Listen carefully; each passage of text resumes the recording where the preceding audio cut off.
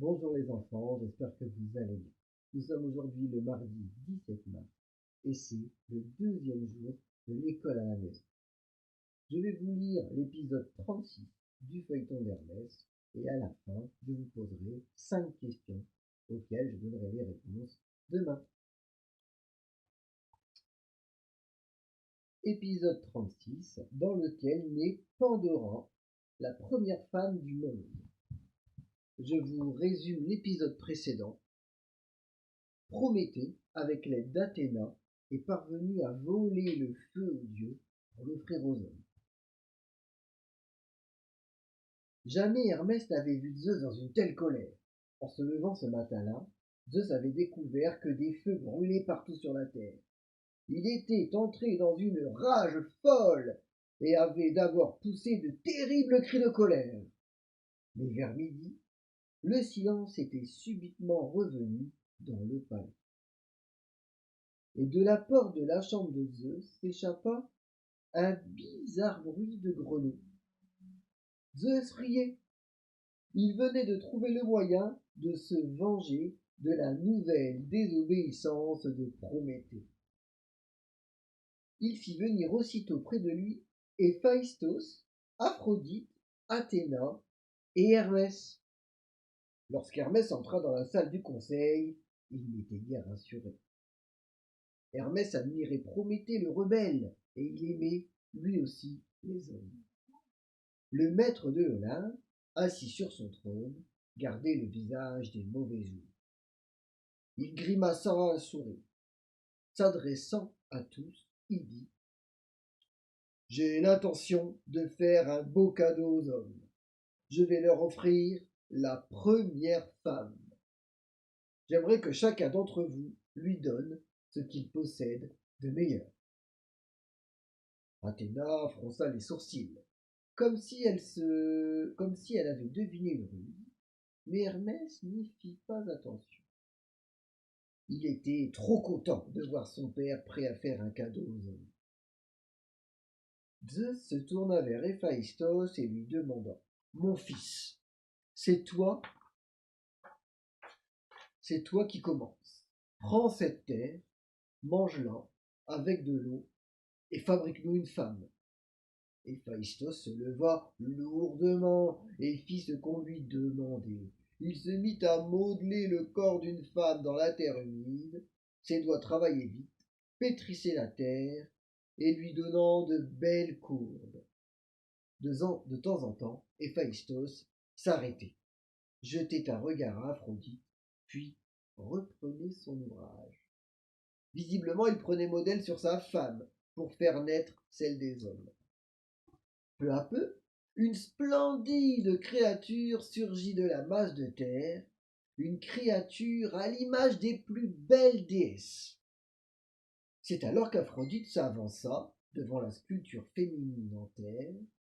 Elle lui posa ses mains sur les épaules et dit « Puisque tu me ressembles, je te donne la beauté et la séduction. » Aussitôt la statue eut un charme irrésistible. Hermès s'approcha à son tour. « Je te donne les belles paroles et le goût du langage. » Mais Zeus intervint. « N'as-tu pas autre chose, mon fils, quelque chose qui fasse vraiment partie de ta personnalité à ajouter? Réfléchis bien. » « Ah mais si !» s'exclama Hermès, et se tournant vers la femme en terre, il lui dit joyeusement « Je t'offre aussi la curiosité, mon immense curiosité. » Un éclair de joie brilla dans les yeux de Zeus.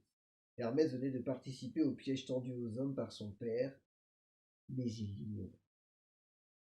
Athéna vint près de la future femme et lui offrit de beaux vêtements et de splendides bijoux.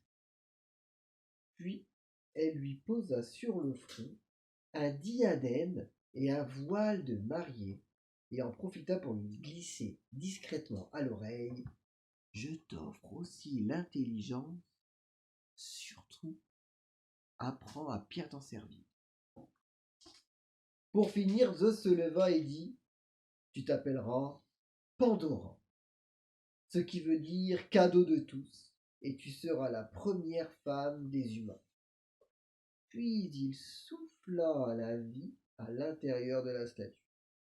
Aussitôt, un frémissement parcourut les narines de Pandora, ses paupières battirent très vite, puis s'ouvrirent sur 2 yeux superbes. Un grand sourire se dessina sur ses lèvres, elle était resplendissante. Bonjour, murmura-t-elle. Quand partons-nous? Bonjour, répondit Zeus en se frottant les mains de satisfaction. Mon fils, Hermès, va te conduire sur terre, auprès des hommes. Tu es attendu dans la maison d'Épiméthée. Athéna devinait que Zeus préparait un mauvais coup aux hommes. Il allait sans doute utiliser cette première femme du monde pour se venger de Prométhée. Elle fit aussitôt prévenir Prométhée de ce qui se préparait. Le titan se précipita chez son frère, Épiméthée. Jure-moi que tu n'accepteras aucun cadeau venant des dieux de l'Olympe, lui cria-t-il. Jure-le, jure-le-moi vite. Épiméthée était toujours impressionné par l'allure autoritaire de son frère. Il se dépêcha de promettre et Prométhée repartit chez lui rassuré. Mais Pandora était déjà en route vers la maison d'Épiméthée, en compagnie d'Hermès.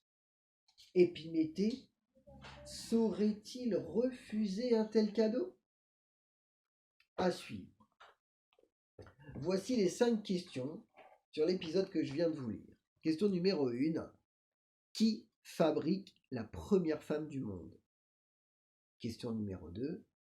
Quel cadeau fait Aphrodite à cette première femme? Question numéro 3. Qu'offre Hermès à Pandora? Question numéro 4. Quel est le cadeau d'Athéna? Et enfin, question numéro 5. Pourquoi Prométhée fait-il promettre à son frère de refuser le cadeau des dieux? Je vous donnerai les réponses demain avant la lecture du 37e épisode. Jusque-là les enfants, je vous souhaite bon courage, je vous souhaite d'être gentils avec vos parents et de bien travailler parce que ce n'est pas les vacances, mais c'est l'école à la maison. Au revoir mes petits lapins, au revoir.